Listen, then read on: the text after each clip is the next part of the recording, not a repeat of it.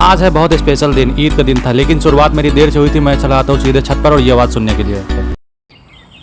फिर देखता हूँ कि सब लोग अपने काम में लगे हुए। मम्मी बना रही थी सेवई और पापा साफ कर रहे थे कुर्सियाँ, और छोटी बहन कर रही थी अपने कपड़ों में प्रेस। मैं इधर उधर टहल रहा था, फिर मुझे भी काम में लगा दिया गया। मैं पर्दे सही करने लगा। उसके बाद पापा ने आधी कुर्सियाँ साफ की थी, बची हुई कुर्सियाँ मुझे साफ करनी पड़ी।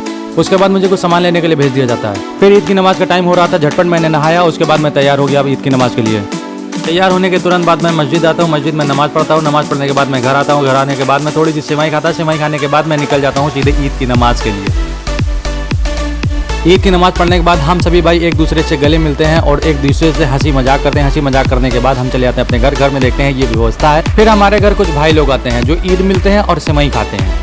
उसके बाद मेरे पास एक मौका आता है दूसरे की ईद अच्छी बनाने के लिए, और मैं उसे बनाता भी हूँ। फिर मैं सोचता हूँ कि अपने पेट की थोड़ा सा सेवा कर ली जाए। सेवा मैं कर ही रहा था कि हमारे घर आ जाती है पिल्लर पार्टी। पिल्लर पार्टी के साथ मौज करने के बाद मैं चला जाता हूँ अपने भाइयों के घर ईद मिलने के लिए। ईद मिलने के बाद मैं चला आता हूँ घर और छोटे चेतन से पूछता हूँ क्या हुआ। क्या कर रही हैं? मोबाइल देख ली। आती है ईदी की बारी। ईदी के बिना ईद कहाँ कंप्लीट है। एक एक करके मैं अपने छोटे भाई बहनों के साथ खुशियों और ईदी को बांटता हूँ।